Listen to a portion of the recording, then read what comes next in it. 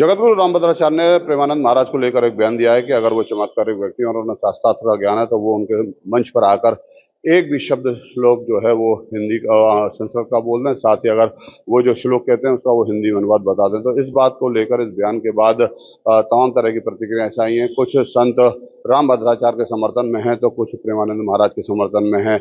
News 18 की team इस समय वृंदावन में प्रेमानंद महाराज के आश्रम केली कुंज के समीप स्थित है। वहां प्रेमानंद महाराज के कुछ समर्थक जो दूर दराज से दर्शन करने आए थे उनसे बातचीत कर रही। साथ ही कुछ संत ऐसे हैं जो वृंदावन में निवास करते हैं, उनसे भी आखिर पूछेंगे कि आखिर इस सब को लेकर उनकी क्या प्रतिक्रिया है।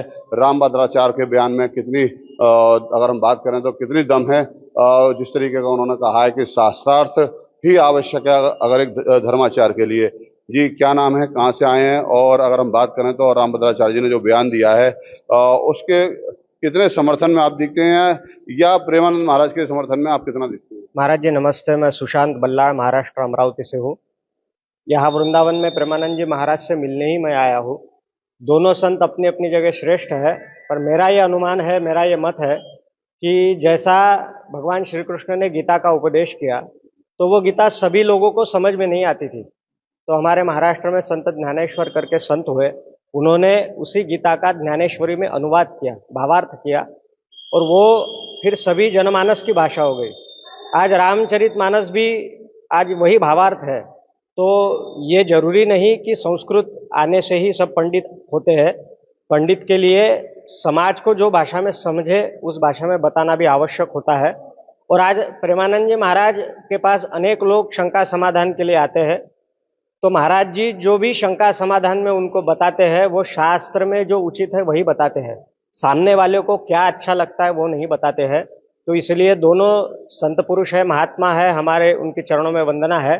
पर संस्कृत के लिए भावार्थ भी जरूरी है, तो जो जनमानस की भाषा है उसमें समझाए तो और जनमानस सनातन की तरफ बढ़ेगा। ये मेरी मनोकामना है। देखिए, ये प्रेमानंद महाराज के जो समर्थक थे, जो प्रेमानंद महाराज से मुलाकात करने आए थे, दर्शन करने आए थे, वहीं हमारे साथ कुछ और लोग मौजूद हैं, उनसे हम बात करते हैं। रामभद्राचार्य जी ने कहा है कि वो उनको एक बालक के रूप में प्रेमानंद महाराज को देखा जा सकता है, वो कोई चमत्कारिक व्यक्ति नहीं है।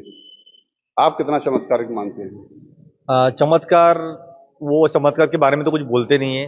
वो बोलते हैं तो सिर्फ राधा भक्ति के बारे में बोलते हैं, राधा जी के बारे में बोलते हैं, और वो कहीं किसी को गुरु शिष्य की शिक्षा देने के लिए नहीं बोलते हैं। वो किसी चीज के लिए प्रलोभित नहीं करते, वो सिर्फ जप मार्ग, भक्ति मार्ग ही बताते हैं। और जो भी वो बोलते हैं उसके लिए वो खुद जिम्मेदार है। तो वो कभी इन्होंने ऐसा नहीं कहा है कि हम लोग चमत्कार करते हैं या जनमानस का हम कल्याण कर देंगे।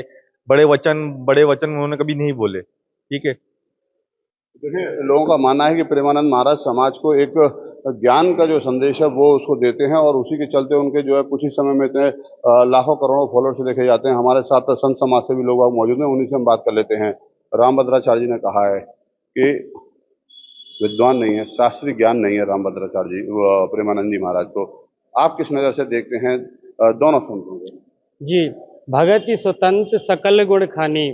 तो यहाँ पर ये विषय ये है कि जो सरलता, जो दैन्यता और जो शरणागत वत्सल, और इनके श्री प्रेमानंद जी महाराज के कारण जनमानस को लाभ कितना हुआ है, महत्वपूर्ण ये है।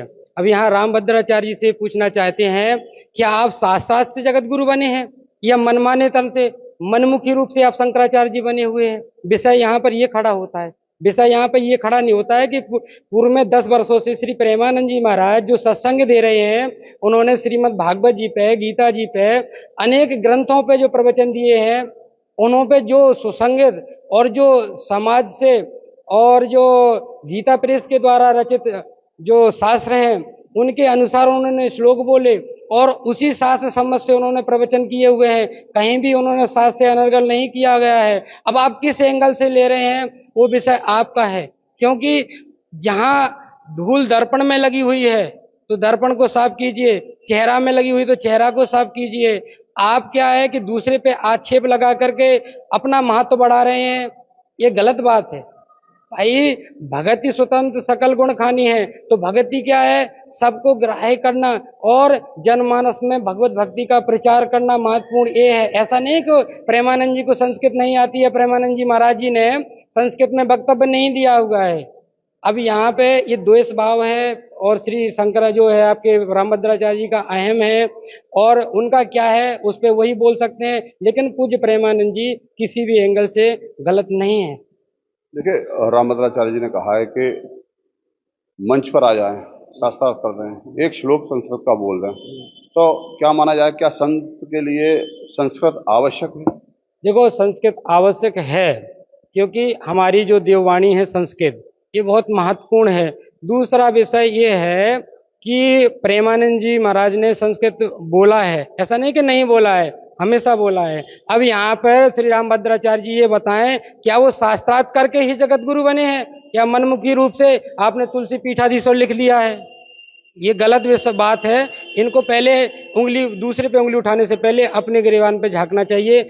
और मेन विषय ये है कि जिन कोहिनूर हीरा बहुत महत्वपूर्ण होता है, तिजोरी में पड़ा हुआ है, उससे किसका काम अटक रहा है? लेकिन यहाँ पर श्री प्रेमानंद जी महाराज से पूरे आज भारत में, विश्व में लोग भक्ति से जुड़े हैं, लोगों का कल्याण हुआ है, लोगों की शंका समाधान हुई है। महत्वपूर्ण ये है, महत्वपूर्ण ये नहीं है कि शास्त्रार्थ करना, क्योंकि शास्त्रार्थ वो करेगा जिसको राजनीतिक पद मिल चाहिए, किसी को पद्मश्री चाहिए, किसी को जगत गुरु बनना चाहिए, उसको कोई एक विषय लेकर के, टाइटल लेकर के अहम खड़ा करना है। महाराज का सरलता है, दीनता है, वो भक्ति से, और कोई भी शंका समाधान है वो सरलता से करते हैं, और वो संस्कृत भी बोलते हैं, संस्कृत भी जानते हैं, पर वो शास्त्रार्थ नहीं करेंगे। भाई ऐसे अगर मंडन मिश्र और शंकराचार्य जी का जो संवाद हुआ था, उसमें भारती ने बोला कि शंकराचार्य जी से कि आप हमारे इस विषय में आइए, तो उन्होंने परकाया प्रवेश करके बोला। तो जो जिस विषय का ज्ञाता नहीं है, जिस विषय में उनको उनका भक्ति मार्ग है,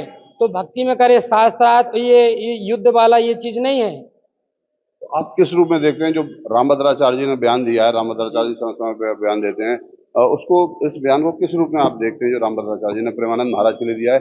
देखिए, दोनों का प्लेटफॉर्म अलग है, दोनों के अगर हम बात करें तो उनके फॉलोअर्स अलग हैं, प्रेमानंद जी के फॉलोअर्स अलग हैं, दोनों का भक्ति का मार्ग अलग है। उन्होंने कहा केवल भक्ति मार्ग क्षणिक मात्र होती है। ये उनका कहना गलत है, क्योंकि उनकी परंपरा ही भक्ति मार्ग से गई है। हरि को भजे सो हरि का होई, जात पात ना पूछे कोई, ये भेद को मिटाना ही रामानंद परंपरा है, और ये भेद खड़ा कर रहे हैं। इन्होंने पूज्य तुलसीदास जी के जो आपका हनुमान जी का हनुमान चालीसा है, उस पर भी आक्षेप लगाया है, रामायण जी की कई चौपाइयों पे आक्षेप लगाया है। आप अपनी परंपरा को विखंडित कर रहे हैं, अपने पे आक्षेप लगा रहे, तो स्वाभाविक है आप हर किसी पे आक्षेप लगा सकते हैं। तो देखिए, कुछ संत ऐसे हैं जिन्होंने ये कहा है कि संस्कृत का होना एक धर्माचार के लिए, संत के लिए आवश्यक नहीं है। अगर हम बात करें तो धर्म शास्त्रों में संस्कृत का क्या महत्व है और इसको संस्कृत से क्यों जोड़ा जाता है? क्योंकि ये हमारे जो आदि ग्रंथ हैं, वेद हैं, पुराण हैं, शास्त्र हैं, उपनिषद हैं, इनमें जो आपकी संस्कृत है ये सर्वोपरि है, और संस्कृत भाषा होना ही चाहिए, ये अनिवार्य है। पर कब होगी? अगर आप राष्ट्र में रहते हैं और आप पद्मश्री हैं, तो आपको सरकार के द्वारा इलीगल तरीके से लागू करवा देनी चाहिए। भाई आपको अगर चाहिए तो आप एक उसके आधार से लगवाइए ना, ये जो आपके संविधान के अनुसार से लागू कर दीजिए। संविधान कुछ कह रहा है, कोई कुछ कह रहा है। अरे कम से कम भक्ति के लिए लोगों को प्रेरित कर रहे हैं, किसी भी तरीका से कहें वो उचित है। और आप संस्कृत करते हुए भी आप ग्राम कथा बोलें और अनावश्यक बोलें और आप अपना ही पोषण करते रहें, तो वो संस्कृत बोलना भी गलत है। तो देखिए, संत समाज ने साफ बताया कि उसे कहते हैं संस्कृत का क्या महत्व है, धर्म में संस्कृत का क्या महत्व है, और एक संत के लिए संस्कृत जरूरी नहीं है। कुछ और लोग हमारे साथ मौजूद हैं जो लखनऊ से आए हैं, प्रेमानंद महाराज से मुलाकात करने आए थे। पहले उनसे जानते हैं, आप लखनऊ से आए हैं, ऐसा क्या प्रेमानंद महाराज में आपने देखा कि उन्होंने आपको इतना प्रभावित किया जो आप उनसे दर्शन करने यहाँ पर आए? आज से कई वर्षों से पूर्व मैं देख रहा हूँ फेसबुक पे, सोशल मीडिया पे, और हर तरह से हम प्रेमानंद महाराज जी को देख रहे हैं और सुन रहे हैं, और पूरा समाज, पूरा भारतवर्ष, यहाँ तक कि विश्व का समुदाय भी सुन रहा है, और हर धर्म के लोग भी उनकी बड़ाई कर रहे हैं। हमारे प्रेमानंद महाराज जी बहुत ही सरल स्वभाव के हैं और बहुत ही सच्चे इंसान हैं, जो अंदर से हैं वो बाहर से हैं, और जो बोलते हैं सबकी समझ में आता है। पता नहीं कितने हमारे हर पीढ़ी हर एज के ग्रुप के जो लोग हैं, बड़े बुजुर्ग, बच्चे, सभी के समझ में आती है उनकी भाषा, और उससे बहुत बड़ा परिवर्तन हो रहा है समाज में। और चाहे महिला हो, चाहे पुरुष हो, चाहे बच्चे हों, सभी को बहुत ही प्रिय हैं आज इस समय में हमारे प्रेमानंद महाराज जी। और जहाँ तक बात है रामभद्राचार्य जी महाराज की, वो अपनी जगह पे श्रेष्ठ हैं, लेकिन श्रेष्ठता अपनी जगह पे है, लेकिन जो जनता को, जो समाज को कल्याण करे, उनके आचरण में परिवर्तन लाए, उनका विकास करे, बौद्धिक विकास हो और हर तरह से आचरण बदले और गलत मार्ग से अच्छे मार्ग पर चले समाज। तो ये इसके लिए हमारे प्रेमानंद महाराज जी ने बहुत ही योगदान दिया है और देते रहे हैं और दे रहे हैं प्रतिदिन। और इसी आकर्षण से हम भी खिंचते हुए चले आए और आज प्रातः हमें प्रेमानंद महाराज जी के दर्शन हुए, हमें लगा श्री साक्षात भगवान के दर्शन हो गए और हमारे अंदर भी बहुत ही परिवर्तन आया है। और मैं प्रयास करूंगा कि मैं भी अपने समाज में महाराज जी की बातों को आगे ले चल के उनके सहयोग में हम सेवारत रहें। वृंदावन संतों की नगरी रहा है, प्रेमानंद महाराज भी उनमें से एक हैं वर्तमान दौर में। आखिर ऐसी क्या बात आपको प्रेमानंद महाराज की नजर आई कि वो आपको वृंदावन तक के खींच कर लेकर आई? कहाँ से आपने उनको अपने जीवन में परिवर्तन के रूप में देखा? जैसा कि हम देखते चले आ रहे हैं कई वर्षों से, और अभी वर्तमान में महाराज जी हमारे जो हैं बहुत ही अच्छी ज्ञान की बातें कहते हैं और सभी को ऐसी सरल भाषा में समझाते हैं कि वो हृदय में उतर जाती हैं बातें और मानसिक पटल पर बहुत बड़ा प्रभाव पड़ रहा है। चाहे छोटे बच्चे हों, चाहे बुजुर्ग हों, चाहे माताएं बहनें, सभी को आजकल की बिगड़ती हुई युवा पीढ़ी भी बहुत ही उनके प्रवचन से, उनकी भावनाओं से प्रेरित होकर अपने आचरण को सुधार रहे हैं और अच्छे मार्गों पर चलने का प्रयास कर रहे हैं और करते रहेंगे सब लोग। हमें बहुत विश्वास, आशा नहीं पूर्ण विश्वास है कि हमारे प्रेमानंद महाराज जी ऐसे ही सभी का कल्याण करते रहें और हम सादर उनको साष्टांग करते हैं। देखिए, रामभद्राचार्य जी ने ये कहा कि प्रेमानंद महाराज का जो मार्ग है वो भक्ति का है, वो ज्यादा समय का नहीं है, अकाल्पनिक अल्प समय का है, शास्त्रार्थ उनको नहीं है। आप कितना रामभद्राचार्य जी के बयान से मत रखते हैं?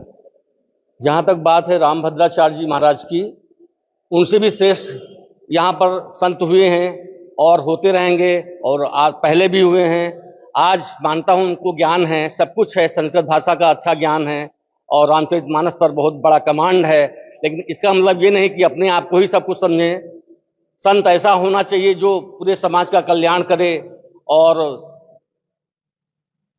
अपनी बातों को सहज भाव से सबके अंदर प्रेरित करके और उनका मानसिक पटल सही करे और जिससे सब समाज हमारा अच्छे मार्गों पर चले। तो देखिए, जो वृंदावन में जो दूर दराज से प्रेमानंद महाराज से मुलाकात करने आए थे, दर्शन करने आए थे, वो लोग हमारे साथ थे, बातचीत में मौजूद थे, साथ ही वृंदावन के संत हमारे साथ मौजूद थे। सभी का मत यह है कि रामभद्राचार्य जी को इस तरीके का बयान नहीं देना चाहिए था, क्योंकि रामभद्राचार्य जी एक विद्वान हैं, संत हैं, उनकी समाज में एक प्रतिष्ठा है, जगत गुरु के नाम से वो जाने जाते हैं। लेकिन प्रेमानंद महाराज ने भी समाज को बदलने का काम किया है, भक्ति के मार्ग से बदलने का काम किया है। और एक संत, सच्चा संत वही हो सकता है जो सरल का आदमी के जीवन में लेके आए। तो प्रेमानंद महाराज भक्ति के मार्ग पर चलते हुए लोगों को सरलता का मार्ग दे रहे हैं। इसीलिए आज की तारीख में लोग प्रेमानंद महाराज के बड़ी संख्या में फॉलोअर्स हैं और इसीलिए उनका कहना है कि रामभद्राचार्य जी को इस तरीके का बयान नहीं देना चाहिए था। नितिन गौतम, न्यूज़ 18, मथुरा।